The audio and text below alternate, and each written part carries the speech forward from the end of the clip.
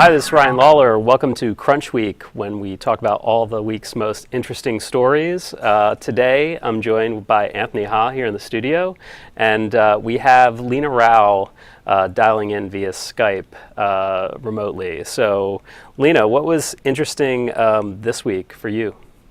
Well, I will admit I'm at my parents' home, so bear with me on my background. But I took a few days off this week, and I came back, and there was a lot of news. So I'm really excited about this week's Crunch Week. But Google actually had a huge gadget week. It looks like they launched their Pixel Chromebook, which is interesting because compared to some of their past sort of gadgets, this is really focused on like a higher end audience. It's at $12.99 is the starting price, and it has a touch screen, and it actually has a really nice high resolution.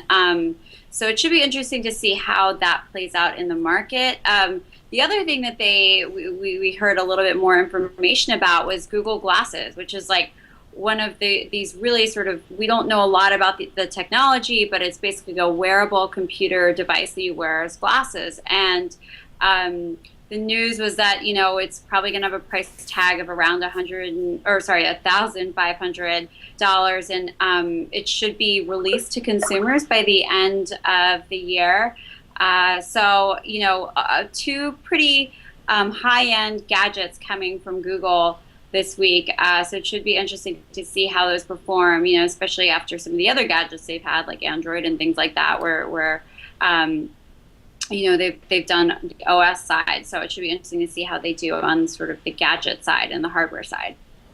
Yeah, I think what's interesting about both of those gadgets is that they actually come with like premium price points. Up until this point, pretty much everything that Google has put out there or kind of partnered with on the device side has been, low-priced Chromebooks that were selling at like $299 or like $350, somewhere around that price. And so to have a device that starts at like $1,300 or $1,500 going to market, it'll be interesting to see like what the consumer demand actually is. I mean, with Google Glass especially, I have to imagine that they're not really sort of, it's going to be kind of like like the Nexus One, where they're not necessarily counting on a lot of initial sales. It's more just sort of like a proof of concept that happens to be out in the market. It just seems kind of crazy that it would be like this huge, But I don't know. Maybe the novelty will drive a lot of people to buy it. I could be wrong. Yeah, I mean, I played with I played with Google Glass a few months ago. A Google employee let me play with it, which they actually probably shouldn't have. And so we won't be naming yeah, we employee won't be on the naming show. names. But yeah, it's pretty cool. There were a few things that were a little weird, like there's no battery meter, so you really have no idea, like, at least in this test version, maybe they've changed it. No idea, like, if you're about to run out of power until it just sort of like shuts down.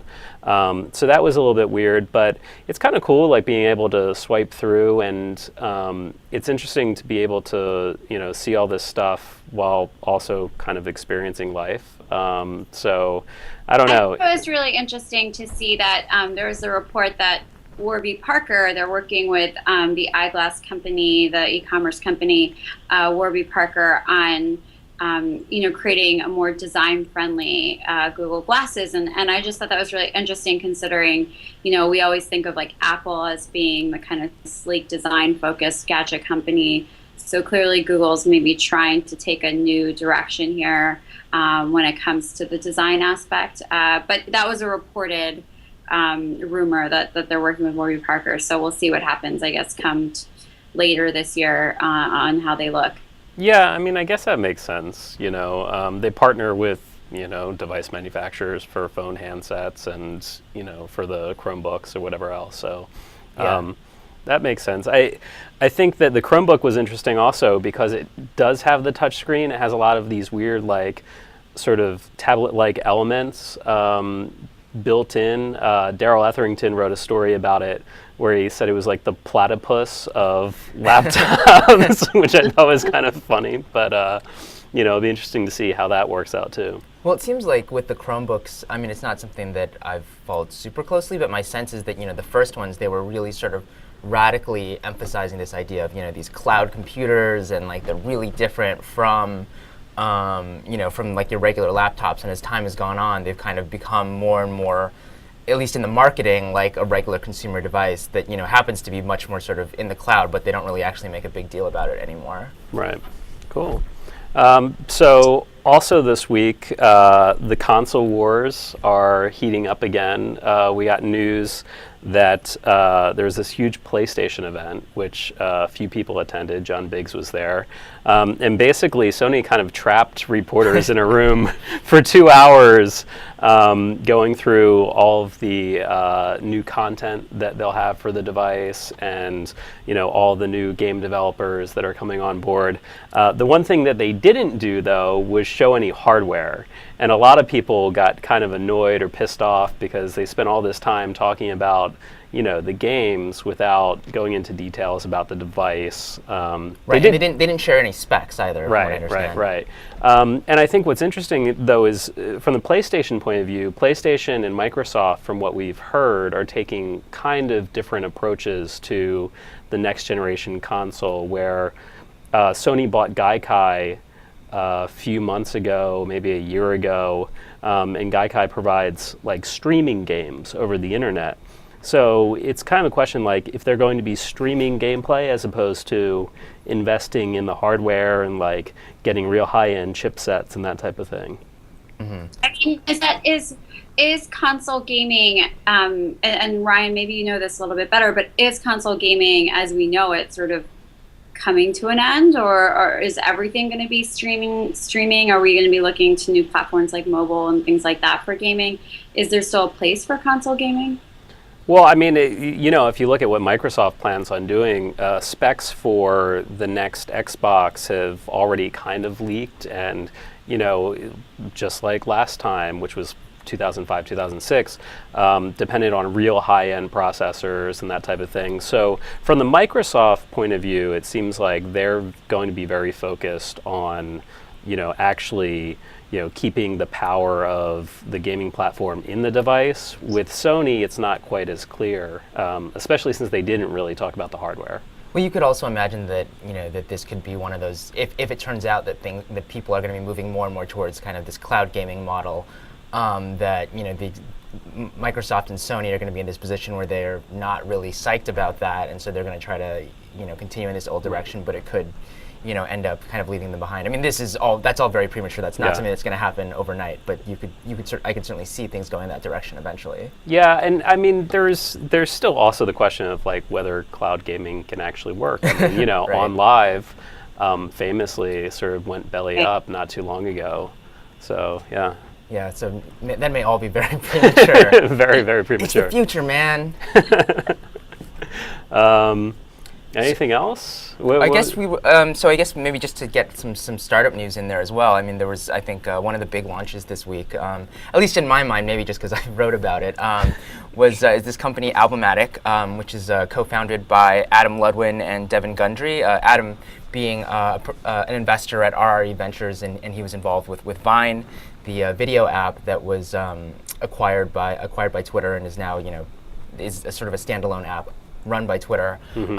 And it was sort of the thing that was interesting about it, besides just who was involved, was how this idea of like group photo albums, collaborative photo albums is something you like hear again and again, or at least I have. Mm-hmm. You get pitches from startups, you go to hackathons, and people always have this idea because it just seems like something that should exist, but whenever somebody launches it, it never really seems to go anywhere. It never gets traction. And I mean, it's sort of a lot of different things that can kind of get classified as that. The most high profile being sort of Color, which wasn't exactly like that, but right. It was this idea of location-based photos, and it sounded. I still remember getting pitched on it and thinking it was really cool. And then as soon as people started to use it, and you're like, oh, this is yeah. But and then I got it turned on to it by some other investors and bloggers who are using Albumatic, and it seems like the idea is basically this sort of photo album as real-time event. So I mean, I really should have brought my phone here. We could start photographing each other, and then other people can sort of watch the photos as they come in. Other if you had it, you could sort of join in. So it was sort of a pretty smart approach. I mean, I like both the product, and then I mean just talking to the talking to Adam, I think he just had really clearly thought through a lot of the problems and challenges of using an app like this. I don't know. So you haven't tried it out yet? I haven't tried it out yet, to be honest. But it's interesting because this week as well, there is another sort of location-based photo feature that was added to an app that we've been talking about for a while, which is Highlight, right. Which launched early last year, got a lot of buzz ahead of South by Southwest, and then kind of like died off. People stopped talking about it. But they just did a new update, Highlight version 1.5, where they added photos and events. And so sort of tying in the same idea of, real-time photo sharing. You're sharing within the app, and it knows where you are. It knows what event you're at. It knows who else is there as well. Right.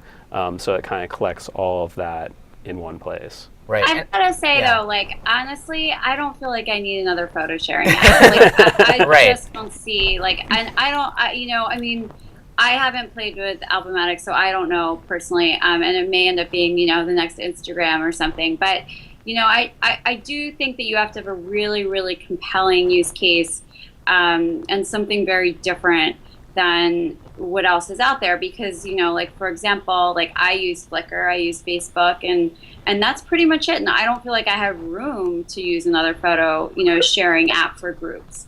So I'm kind of, I'm going to be the naysayer in the group and say that I'm not quite 100% buying the Kool-Aid on this one. Yeah, I think that part of it is, and I agree. Part of the reason I think I'm trying to be more open to it is because I still remember trying out Instagram for the first time and being like, this is fine. I don't really see why I need it. And I think certainly I think some people have made the argument to me that really it's use case obviously is important, but also just simplicity and ease of use and fun. Mm-hmm. And people will sort of, then the use case will sort of arise. And then, of course, once you get enough people on it, then you don't necessarily need to have, to be quite as distinct. So I think there's certainly, I think it's maybe less just about the use case. Although as somebody actually said to me, I think about a week ago, is, that everyone likes to say, oh yeah, everyone, when Apple launched, everyone said no one would want it. When this launched, everyone said no one would want it. And that's true, but on the flip side is most of the time when people say that, they're actually right. It's just we remember the times when they were wrong. That's true. Cool. Well, hopefully it'll prove me wrong. Exactly.